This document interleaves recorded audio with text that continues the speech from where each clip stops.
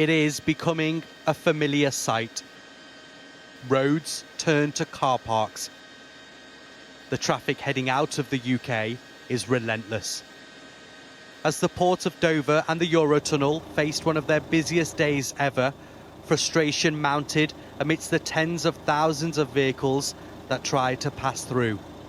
Nothing's moving for 6 hours. The anxiety and the stress levels, and then you get sort of, people get angry. So how long have you been in your car for? About 5 hours now. And how long is your journey meant to be? 15 minutes. It's the people who've been working hard and they want to go on their holidays, enjoy themselves, and it starts off chaos. Flights have been delayed or cancelled, so flying wasn't a good option either. I don't think there's any good option to get away this summer. And tonight, the question remains, who is to blame for this ongoing chaos? The fact is that the French authorities have not put enough people on the border.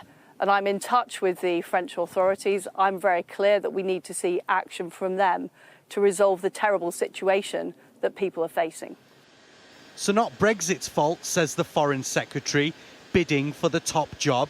Instead, it's the guys on the other side of the channel. What do you want us to do? Do you want us, if we have 100% of the capacities allowed by the British port authorities in Dover to the French police, do you want us not to have controls, not to check passports, not to check cars? I thought that Brexit was about taking back control. Nothing to do with us, say the French, whilst pointing the finger at Britain's infrastructure. We knew it was going to be busy. We invested in new infrastructure. We've trained up additional people to operate in the lanes. And so we were ready. All we need is for resources to be deployed according to that plan. Perhaps really, it's just a perfect storm. We've witnessed the carnage at airports over the last few weeks as people have tried to get away. It's now being replicated on the roads. This queue for the Eurotunnel stretches back for miles. But this is really the first test since leaving the EU and resurfacing from a pandemic. And clearly, it's not going that well. The concern is this scale of disruption could now be the new norm.